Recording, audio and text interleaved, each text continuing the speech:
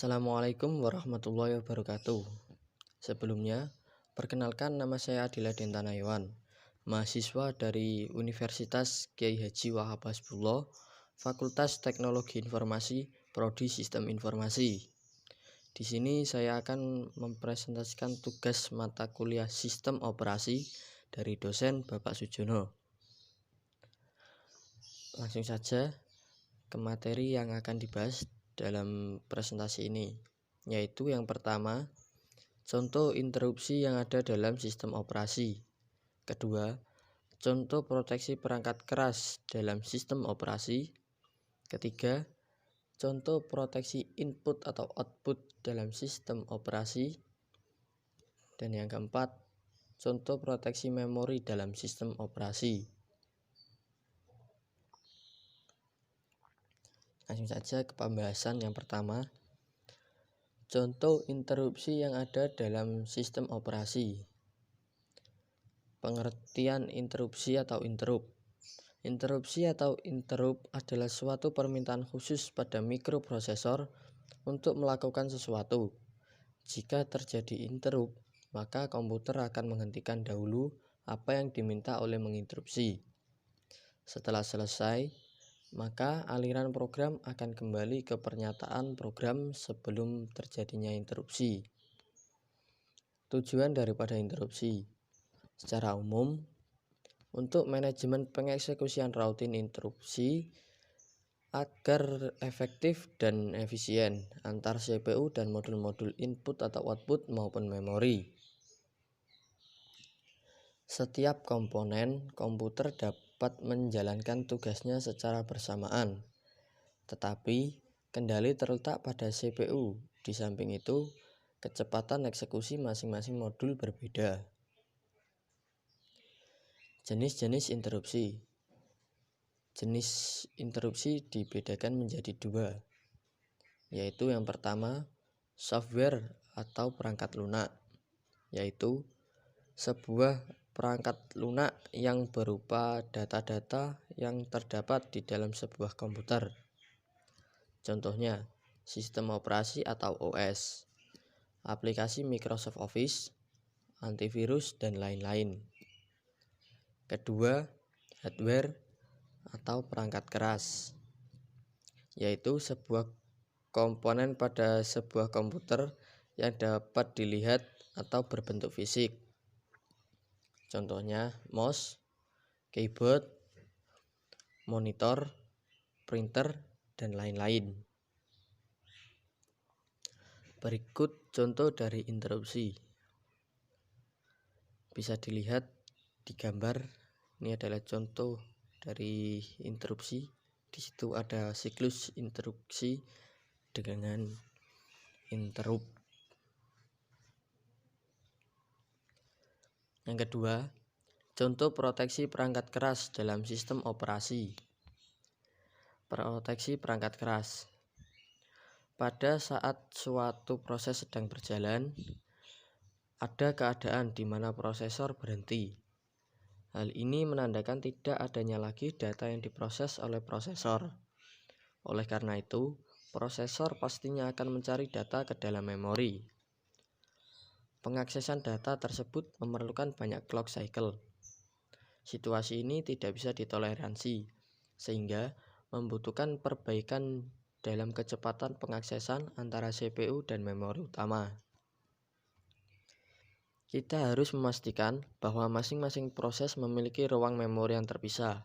Caranya, dengan menentukan jarak alamat yang dilegalkan, di mana proses bisa mengakses dan memastikan bahwa proses tersebut hanya bisa mengakses pada alamat tersebut. Berikut contoh dari proteksi perangkat keras. Pada gambar di bawah ini, gambar dari proteksi perangkat keras. Terdapat CPU, masuk ke address atau alamat. Di situ ada base dan base limit, dan pada akhirnya akan diproses oleh memori. Yang ketiga, contoh proteksi input atau output dalam sistem operasi. Pengertian input atau output.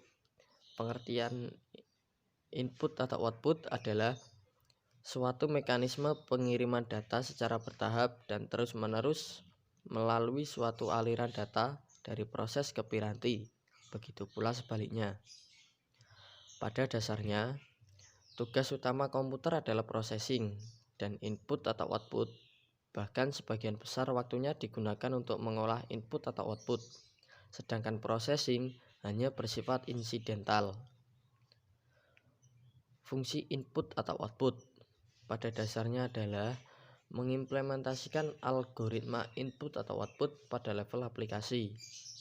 Hal ini dikarenakan kode aplikasi sangat fleksibel dan bugs aplikasi tidak mudah menyebabkan sebuah sistem crash.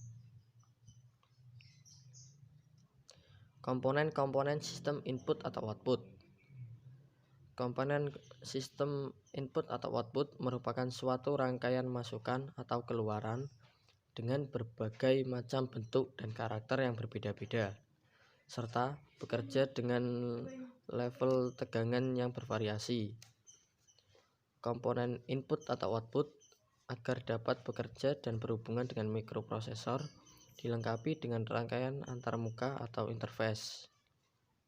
Oleh karena itu, dibutuhkan suatu bagian input atau output yang sesuai. Komunikasi antara komponen input atau output dengan mikroprosesor tidak jauh berbeda antara komunikasi memori dengan mikroprosesor. Hanya pada input atau output, prosesnya lebih kompleks daripada memori. Berikut contoh dari proteksi input atau output. Bisa dilihat pada gambar adalah contoh dari proteksi input atau output.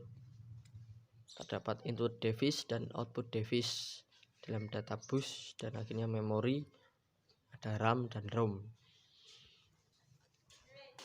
Yang keempat, contoh proteksi memori dalam suatu sistem operasi. Memori adalah pusat dari operasi pada sistem komputer modern, berfungsi sebagai tempat penyimpanan informasi yang harus diatur dan dijaga sebaik-baiknya. Memori adalah array besar dari word atau bit yang disebut alamat. Sedangkan manajemen memori adalah suatu kegiatan untuk mengelola memori komputer. Proses ini menyediakan cara mengalokasikan memori untuk proses atas permintaan mereka, membebaskan untuk digunakan kembali ketika diperlukan, serta menjaga alokasi ruang memori bagi proses. Berikut fungsi manajemen memori. Yang pertama, transfer data dari atau ke memori utama. Yang kedua, mengelola informasi yang dipakai dan tidak dipakai. 3. Mengalokasikan memori ke proses yang memerlukan. Keempat, mendealokasikan memori dari proses yang telah selesai. Jenis-jenis memori. Di sini terdapat dua jenis memori, yaitu memori kerja. Contohnya ROM, RAM, dan SAS memori. Memori dukung floppy, hard disk, dan CD. Berikut contoh dari proteksi memori. Bisa dilihat pada gambar di bawah ini, yaitu contoh dari proteksi memori yang ada dalam sistem operasi.